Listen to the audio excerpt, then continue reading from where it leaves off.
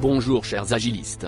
On se retrouve dans une nouvelle vidéo, représentée par votre accompagnant Kounou, c'est parti. Comme vous le savez, la gestion de projet ou le management de projet, dans le monde de l'informatique, est l'ensemble des activités visant à organiser le bon déroulement d'un projet, et à en atteindre et garantir ses objectifs. Cette gestion consiste à appliquer des techniques, des méthodes, et d'outils de gestion spécifiques aux différentes étapes du projet, jusqu'à l'achèvement du projet. Ça c'est clair, mais le plus important, c'est qui a pensé de ça la première fois. Et quand. Et pourquoi. Et comment. Je vous invite à suivre cette vidéo jusqu'à la fin pour tout savoir.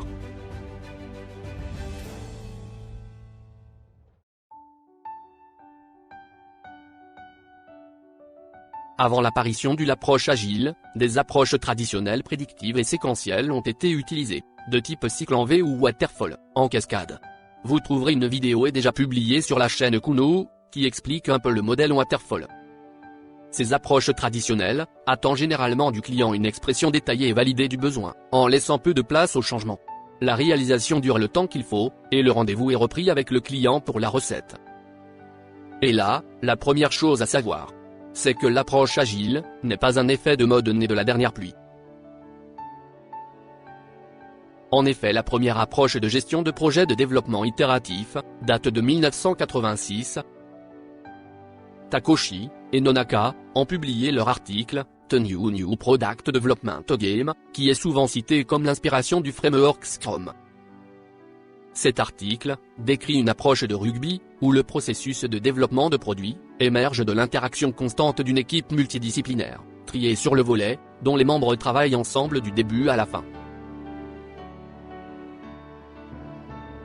7 ans après et en 1993, un premier logiciel Scrum a été créé, chez Zesel Corporation par Jeff Sutherland, sur la base des recherches sur des projets réussis dans le monde entier, une analyse approfondie de la littérature informatique, et une collaboration étroite avec les meilleurs experts en productivité, et des décennies d'expérience avec technologie logicielle.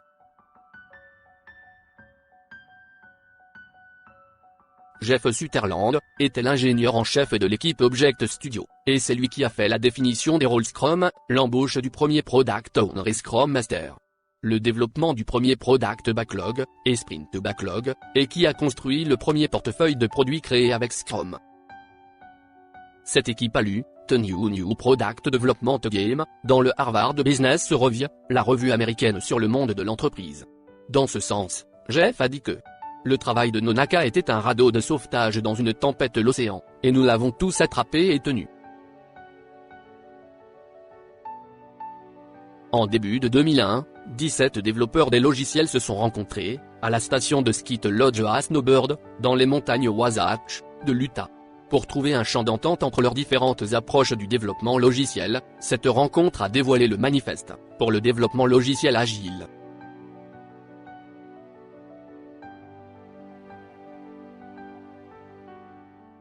Juste après et depuis 2002, Scrum Alliance a soutenu le mouvement agile, en tant que seul organisme de certification à but non lucratif. Elle a été fondée par Ken Schwab, Mike Cohn, et Esther Derby, et financée par la communauté pour la communauté.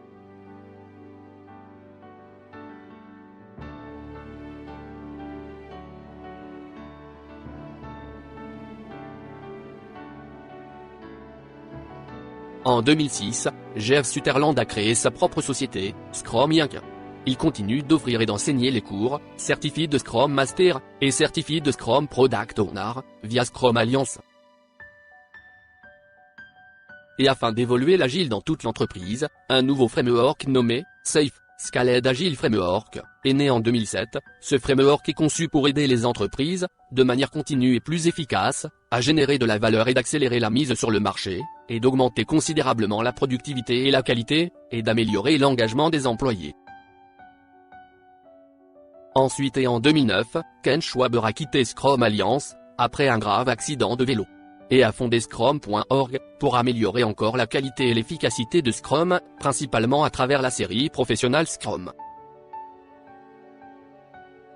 Depuis sa première publication, et jusqu'à maintenant, Scrum a été adopté par un grand nombre de sociétés de développement de logiciels à travers le monde. c'est le cadre le plus appliqué pour le développement de logiciels agiles, et pas seulement ça, il a été également appliqué avec succès dans d'autres domaines, par exemple la fabrication, les opérations, l'éducation, le marketing, la finance, et la comptabilité, etc.